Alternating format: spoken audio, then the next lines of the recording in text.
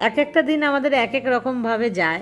তো আজকের দিনটা আমার কিন্তু ভীষণ ব্যস্ততার সাথে, এবং তোমরা আমার সাথে থাকো, দেখতে পাবে কীরকম মানে একদম জগা খিচুড়ি পাকিয়ে গেল আজকের দিনটা আমার।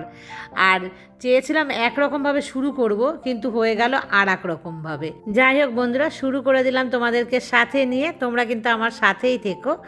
শুভ সকাল বন্ধুরা, আশা করছি তোমরা সবাই খুব ভালো আছো, আর আমিও অনেক ভালো আছি। প্রথমে ভাবলাম এই ঘরের আমি যে বিছানার চাদর তুলবো, খাটটা একটু মুছবো।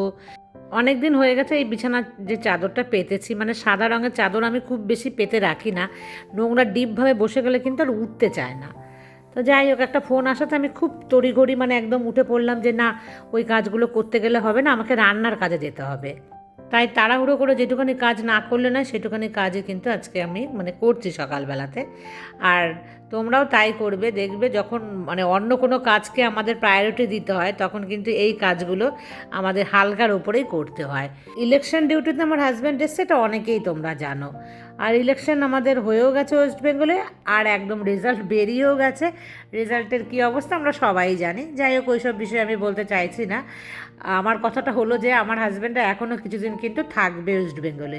তো আমার হাজব্যান্ডের চোখের সমস্যা তোমরা সবাই জানো। আর দেখো, ওয়েস্ট বেঙ্গলে এসছে যারা, মানে যে সমস্ত লোকরা আর মেয়েরা, মানে যাদের বাড়ি এখানে, আমার হাজব্যান্ডের ওখানে কিন্তু অনেকগুলো মেয়েও জব করে। সেই মেয়েগুলোর বয়স বেশি না, আমার মেয়ে কি তার থেকে হয়তো একটু বড়, মানে 25-26 বছর হবে এরকম। তো তারা এসছে, জানো তো, তাদেরকে একটুও বাড়িতে যেতে দিচ্ছে না। এবার আমার হাজব্যান্ড তো সিনিয়র, আমার হাজব্যান্ডের দায়িত্ব তাদের দেখা। তো ওরা খুব বলছে আমার হাজব্যান্ডকে যে স্যার একটু যদি মানে যাওয়া যায় ছুটিতে বাড়িতে, মানে ছুটিও না, একটুখানি যাবে, হয়তো আজকে রাতটুকু থেকে কালকে আবার চলে আসবে। কিন্তু কোনো মতেই ছাড়ছে না, আর আমার হাজব্যান্ডকে তো আরোই ছাড়ছে না। ওরা যদিও একটু লুকিয়ে চুরিয়ে যেতে পারছে, আর আমার হাজব্যান্ড কিন্তু একটুও লুকিয়ে চুরিয়ে আসতে পারছে না, কারণ দায়িত্বটা ওরই ওপরে। আর তার আগে বলে নি বন্ধুরা, দেখো মাছালা হাঁক দিয়েছে, তো ভাবলাম যে একটুখানি মাছ নেই। কাল তোমাদের সাথে শেয়ার করেছিলাম আমি এঁচোড় এনেছি। তো এঁচোড় এনেছিলাম, কিন্তু চিংড়ি মাছ আনতে পারিনি। আগের দিন জানো তো বাজারে একদম মাছ ছিল না। তো দেখো, আমি এখানে একটুখানি চিংড়ি মাছ নিয়ে নিয়েছি। চিংড়ি মাছটা দেখে কিন্তু মনে হচ্ছে বেশ ফ্রেশই আছে। তো ভেবেছি যে এঁচোড় চিংড়ি খাওয়াবো। আর মানে খাওয়াবো বলতে কাকে বলো তো, হাজব্যান্ড, ও কিন্তু আসবে। তো সকালবেলাতেই আসবে, জানো তো। আমি এত হুটোপাটা করছি কি বলবো, হঠাৎ করে মানে জানতে পেরেছি যে ও আসবে। আর আসলে না, মানে আমি খুব ব্যস্ত হয়ে পড়ি, সেই মেয়ে বলো আর হাজব্যান্ড বলে, দুজনাকে খাওয়ানোর জন্য। মেয়ে তো খেতে ভীষণ ভালোবাসে, কিন্তু হাজব্যান্ড ভালোবাসে না অতটা খেতে। দেখো আমি কতবার আজকে সিঁড়ি ভাঙলাম, এই নিয়ে এসে মাছটা মানে জাস্ট আমি পরিষ্কার করে ওখানে রেখেছি। আর তারপরেই আবার বেল বেঁধেছে। ও তার মাঝে একবার বেল বেঁধেছিল, হেনা এসে, হেনা কিন্তু ওপরে আছে এখন। আমি হেনাকে রেখেই আমি আবার নিচে আসলাম। হেনাকে বলতে পারতাম দরজা খোলো, তো ভাবলাম তোমাদের সাথে একটু শেয়ার করি কে এসছে, তোমরা দেখো। তো এই দেখো, বাবুমশাই চলে এসছে, আর এখন বাজে ঘড়ির কাঁটাতে সকাল 9টা। মানে 9টার মধ্যে সে কিন্তু চলে এসছে, অনেক সকাল সকাল ওখান থেকে বেরিয়েছে। ওই কী যেন বেশ জায়গাটার নাম তোমাদেরকে বললাম না আগের বার, ভুলে গেছি, আমি খুব ভুলে যাই জানো তো জায়গার নাম। ও যেখানে আছে আর কি। তো ওখান থেকে হয়ে মানে একটা নদী পার করলো, নৈহাটি হয়ে তারপরে কিন্তু এখানে এসছে বাড়িতে। তো যাই হোক, দেখো চিংড়ি মাছগুলো বেশ ভালোই ফ্রেশই ছিল। এঁচোড়টাও কি হুটোপাটা করে কাটলাম, আমি না খুব ভালো কাটতে পারি না এঁচোড়। যাই হোক, দেশি এঁচোড় ছিল, তো চিংড়ি মাছ দিয়ে একটু করছি, তো আমার হাজব্যান্ডের জন্য বিশেষ করে। তো কাল জানো তো এঁচোড় এনেছিলাম, যখন খুব বলছিলাম হাজব্যান্ডকে যে এঁচোড় এনেছি তুমি খাবে, তোমার জন্য এনেছি। তো আমার হাজব্যান্ড বলছে না না, আমি তো বাড়ি যেতে পারবো না। কিন্তু আমি বললাম আর ঠিক চলে আসলো, জানো তো, হঠাৎ করে রাতেই নাকি ডিসিশান হয়েছে। আমার হাজব্যান্ড বললো পেঁপে খেয়েছি, মানে গাছের পেঁপে, এসেই একটা পেঁপে বেড়েছিল, তো পড়ে না থেতলে গেছে, দেখো ভেঙে ভেঙে গেছে, মানে ফেটে ফেটে গেছে। তো বললো আমি খেয়েছি, তো তোমার জন্য রেখেছি। মানে আমি বললাম না, আমি এতটা খাবো না, তুমি একটু খাও, আমি একটু খাই। আর আমার হাজব্যান্ড কিন্তু ফল খেতে ভীষণ ভালোবাসে, আর আমি একটুও ভালোবাসি না, সেটা জানোই। আর এই চুনো মাছ আগের দিন এনেছিলাম, তোমাদের কিছুই শেয়ার করতে পারিনি গো আগের দিন। মানে কেমন যেন মানে ভিডিওটা অনেক বড় বড় হয়ে যাচ্ছিলো বলে আর শেয়ার করিনি। আর এটা কী করেছি বলো তো, লতি। লতি তোমাদের সাথে শেয়ার করেছিলাম, তো লতি তাড়াহুড়ো করে কাটতে পারি না, তার সঙ্গে একটুখানি আলু দিয়ে বড় করার জন্য। আর চুনো মাছ দিয়ে আছে কিন্তু আমি লতি বানাবো। তোমরা কি কেউ কোনো দিনও খেয়েছো? চিংড়ি মাছ দিয়ে কিন্তু খেয়েছি। আর বাদবাকি পেঁপেটা আমি দেখো খেয়ে নিচ্ছি, আমার হাজব্যান্ড আমার জন্য রেখে গেছে, বলছে না আমি খাবো না, ভীষণ মিষ্টি। এই দেখো চুনো মাছ ভেজে রেখেছিলাম, চিংড়ি মাছ দিয়ে যেমন করে না তেমনই, কিন্তু আমি কখনো বানাইনি, আজকে ফার্স্ট টাইম বানালাম। আমার শ্বশুরবাড়িতে কিন্তু এরকম চুনো মৌরলা মাছ মানে ছোটো ছোটো দিয়ে খায়। কি তাড়াহুড়ো করে দেখো বন্ধুরা, আমি লতি রান্না করেছি, এঁচোড় চিংড়ি রান্না করেছি। তারপর দেখো বেরিয়ে যাচ্ছি। আমি ভাবলাম যে যাব না, কিন্তু শুনবে না সে, সে আমাকে নিয়ে যাবে, বলছে না নিয়ে যাব তোমাকে শুদ্ধ। আমি বললাম দেরি হয়ে যাবে না দুপুরে রান্না বান্না করতে, মানে আর কিছু বাকি আছে রান্না। তো বললো যে না চলো, আর সকালে কিন্তু কিছু খাওয়াও হয়নি। তো আমি বললাম কিছু খাবার তো বানাবো, দিয়ে বলছে বানানোর সময় নেই, বাইরে কিছু খেয়ে নেবো। দিয়ে আমার না খুব মনে পড়েছে, বাইরে গিয়েছি সেদিন, মনে আছে বন্ধুরা তোমাদের সাথে শেয়ার করেছিলাম চালের রুটি, সেই চালের রুটি ভেবেছি যে খাবো, ওই দিকটাতেই যেতে হবে। তো তার আগে তো সব সময় যখনই আমরা বেরোবো সব জায়গাতে দেখবে আগেই তেল শেষ হয়ে যায়, তো ওখান থেকে আগে মানে তেলটা ভরে নিয়ে তারপরে যাব। আর একটা বিশেষ কাজের জন্যই আমার হাজব্যান্ডকে মানে কিছুক্ষণের জন্য যেন বাড়িতে পাঠিয়েছে। ডক্টর দেখানো যাবে না, কারণ আজ হচ্ছে সানডে, সানডে স্যাটারডে ডক্টর থাকে না, আর এখানে দেখাবো না ডক্টর, সেই জন্য। আর এই দেখো এই একটা ধাবা দোকান, মানে ভাবতেই পারবে না এই দোকানের চালের রুটি এত ভালো বানায়, আমি জানতামই না, কোনো দিন এই দোকান থেকে কিন্তু খাইও নি, সেদিনই প্রথম খেয়েছিলাম যেদিন ব্লাড টেস্ট করলাম, আর আজকে। আর এটা নিয়েছি এগ তড়কা, আগের দিন এগ তড়কা আর রুটি আমার হাজব্যান্ড খেয়েছিল, আর আমি ভাত খেয়েছিলাম, মনে আছে? আমি কিন্তু বসে বসে লোভ দিয়েছিলাম আমার বরকে, মানে আমি একটা খেয়েছিলাম সেদিন। আর দেখলে চোখ মুখের অবস্থা, আমি তো রান্না করছিলাম, আমাকে তো কোনো টেনে হিজড়ে মনে বলে না, একদম পাকড়াহ করে চ্যাংদোলা যাকে বলে, সেইভাবে কিন্তু আমাকে নিয়ে এসছে।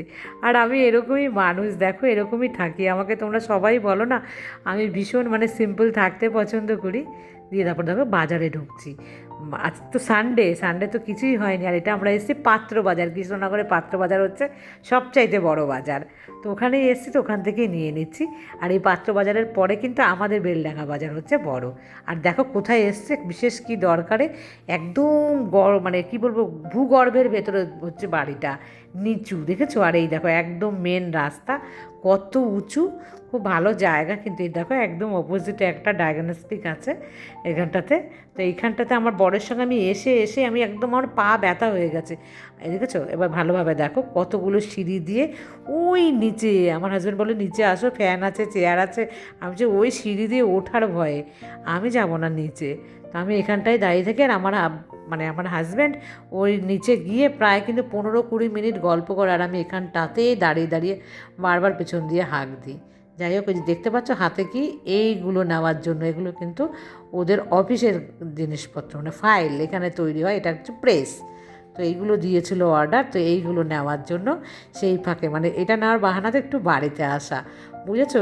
ও যেহেতু এখানকার লোকাল, আর এখানে লোকালে বানালে একটু পয়সা কম নেয়, তাই ওকে দিয়ে বিএসএফরা পয়সা বাঁচানোর জন্য করেছে। আর ও সেই সুযোগটা নিয়ে নিয়েছে যে তাহলে আমি একটু বাড়ি যেতে পারবো, বুঝতে পারছো? মানে সবারই সবার মানে লাভে। তো আজ সানডে বলে দেখো এইখান থেকে আজকে মাটন নিচ্ছি। এখানকার মাটনটা কিন্তু অনেক একদম স্পেশাল, মানে ভালো জাতের কিন্তু মাটন হয়। তারপরে ওই দেখো এবার সোনা পাখি ওই নিচে বসে আছে, এই দোকানেই নাকি থাকে। তো এর আবার বেবি হয়েছে 4টে, চারটেই নাকি কোনো মানুষ নিয়ে গেছে, আদর করছে, আসছে না কিছুতেই, কিন্তু খুব নাকি ভালো, বলছে কাউকে কামড়ায় না। আর এখন ফিরে আসলাম, কটা বাজে বলতে পারবে? এখন কিন্তু ঘড়ির কাঁটাতে বাজে পুরো 12:30। তারপরে এসে আলু কাটলাম, এবার কিন্তু মাটন রান্না হবে, মানে 1টা বেজে গেছে সমস্ত প্রিপারেশন করতে করতে। মাটন ধুলাম, পেঁয়াজ চালালাম, রসুন চালালাম, তারপরে হচ্ছে আলু কাটলাম, এই সমস্ত করতে গিয়ে 8 ঘন্টা তো লেগেই যায়। একদম মানে জামা কাপড় চেঞ্জ করে সাথে সাথে লেগে পড়েছি। দেখো এঁচোড় করেছি, তারপরে মাটন, এই দুটো একদিনে কেউ খায়? কিন্তু আমার হাজব্যান্ড দেখো, ও শুনবে না, বলছে না আমি মাটন খাবো। আমি বলেছিলাম তাহলে একটু চিকেন নিয়ে আসো, না বলছে চিকেন ভালো লাগে না, মাটন খাবো। দিয়ে মাটন এনেছে, আর তার সাথে দেখো এখানে কিন্তু কিছু সবজিও এনেছে। এক ঝলক তোমাদের মাটন রান্না করতে করতে দেখিয়ে দিচ্ছি। এই দেখো এখানে কত আম এনেছে, দেখেছো? কাঁচা আম এগুলো সমস্ত, আচার করব, মেয়ের জন্য বানিয়ে রাখবো, মেয়ে ভালোবাসে। এটার মধ্যে উচ্ছে, আর বেশি করে কাঁচা লঙ্কা এনেছে, সেদিন কাঁচা লঙ্কা ছিল না, তো দোকান থেকে আনতে হয়েছিল। ধনেপাতাও এনেছে একটু, আর দেখতেই পাতো যা যা এনেছে আর কি। তো রান্নাবান্না সমস্ত কমপ্লিট হয়ে গেছে, আমি কিন্তু স্নান টান করে চলে এসেছি। এই দেখো এই আলু জানো আমি ভুলে গেছিলাম এঁচোড়ে দিতে, তো ওইভাবেই পড়ে রয়েছে, আর কি নোংরা গ্যাসের কাছে দেখো। আজকে আর কিচ্ছু করতে পারিনি। আর এখন ঘড়ির কাঁটাতে কটা বাজে বলো তো? প্রায় 2টো বাজে এখন, প্রায় না আসলে 2টোই কিন্তু বেজে গেছে পুরো। রান্না কমপ্লিট হয়ে গেছে, ওখানে মাটন দেখালাম। আর এই দেখো লতি চিংড়ি, না সরি চিংড়ি তো না, চুনো মাছ, মৌরলা মাছের ছোটো ছোটো ছিল মাছগুলো। আর এঁচোড় চিংড়ি দেখো, খুব বেশি তেল মশলা দিইনি তো, এই জন্য একটু তাকিয়ে আছে, আর এটার মধ্যে একটু দিয়েছি। আর তারপরে যেন আমি বসেছিলাম, আমার না প্রেশারের ওষুধটা শেষ হয়ে গেছিলো, তো আমার হাজব্যান্ড আবার দোকানে গিয়েছিল। আর এখন ঘড়ির কাঁটাতে বাজে কটা জানো, প্রায় কিন্তু 2:45 বেজে গেছে। কারণ আমার হাজব্যান্ড সেই যে দোকানে গিয়েছে, সে আর আসতেই না বলে দোকানের মেডিসিন ছিল না, সেই দোকানদার আবার অন্য দোকান থেকে এনে দিল।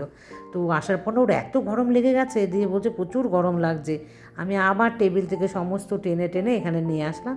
ভাবলাম না, যাক বেচারা খাবে, তো একটু আরামেই বসে খাক। তো দুজনে আরাম করে বসে খেয়ে নিয়েছি। আর আমার অবস্থা দেখেছো, পুরো মাসিমা পাকিয়ে, অবশ্য আমি মাসিমা হয়েও গেছি এই বয়সে।